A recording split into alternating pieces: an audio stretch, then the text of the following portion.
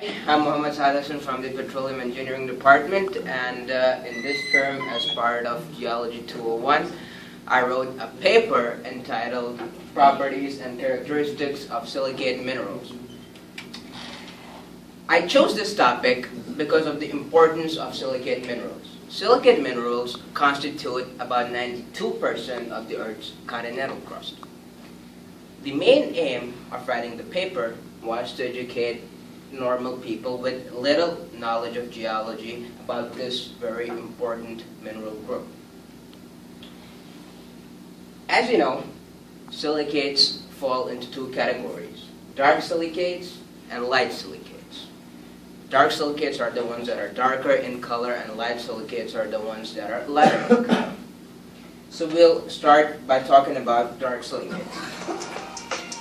The silicates we're talking about are pyroxene, olivine, amphibole, biotite, and garnet. This is what the mineral pyroxene basically looks like.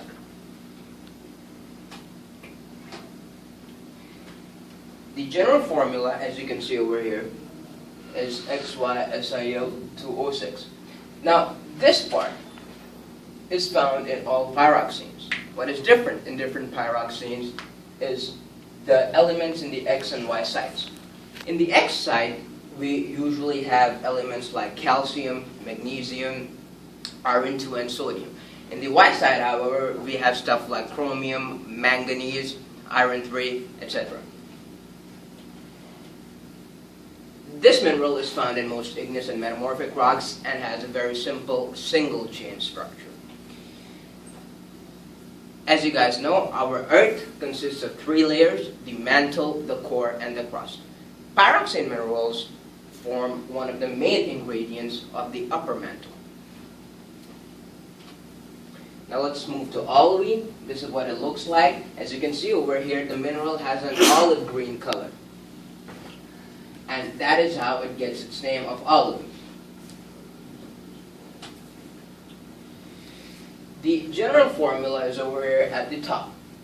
Now, in different olivines, the composition or the percentage of SiO4 is constant. What is different in different olivines is the percentage of magnesium and iron. So the olivines that are rich in magnesium form rocks like gabbro and basalt. Olivine rich in iron is quite rare, but we do find it in some places, and such olivines are responsible for forming rocks like granites and rhyolites. Okay, now let's move to amphibole. This is the mineral amphibole. Amphiboles are very similar to pyroxenes, but there are some important differences, however. For example, amphiboles consist of a double chain structure. Pyroxenes, as I told you, consist of a single chain structure. And there are also some chemical groups that we have in amphiboles. These chemical groups are not found in pyroxenes. I'll write them down for you on the board. Chemical groups like the hydroxyl group, or H group, and halogens like fluorine, chlorine, etc., the elements of the 7th group of the periodic table. These elements are absent in pyroxenes. Amphibole is found in most igneous and metamorphic rocks, and there are two types of amphiboles: acidic amphiboles and alkali amphiboles. Acidic amphiboles are the ones that are rich in elements like sodium, potassium, elements of the 1st group of the periodic table.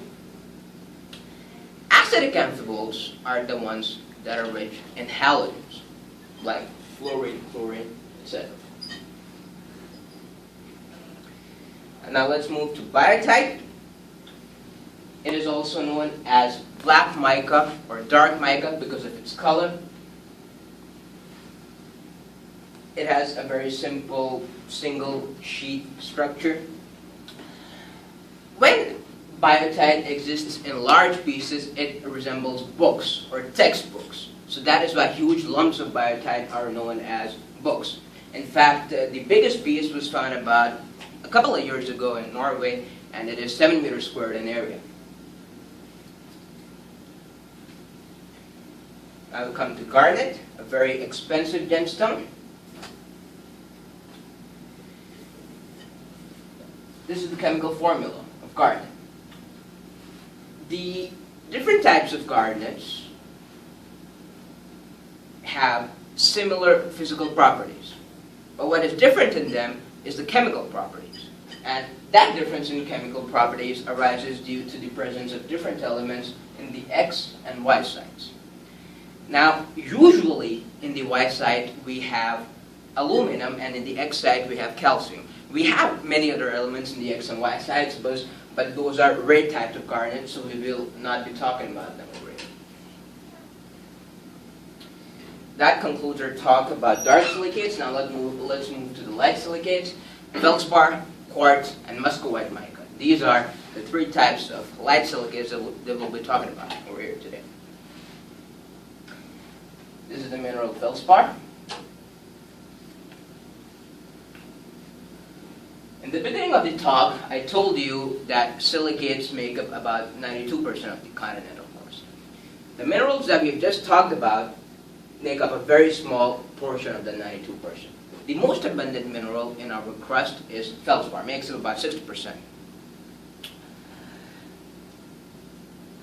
This mineral forms from both intrusive and extrusive igneous rocks. Intrusive are the ones that are formed inside the earth, and extrusive are the ones that are formed on the surface.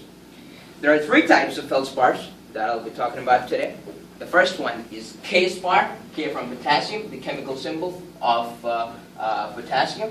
Then we've got albite and anortite. The solid solution of albite and K-spar is known as alkali feldspar. Solid solution means a solid mixture. The solid solution of albite and anortite is known as plagioclase feldspar. This one is plagioclase feldspar. Let's move to quartz. It has the simplest chemical formula of SiO2, and after feldspar, it is the most abundant mineral in the Earth's crust. Different types of quartz are categorized due to their different colors. There are three types that we'll be talking about. The first one is rock crystal. It is transparent. This one is rock crystal.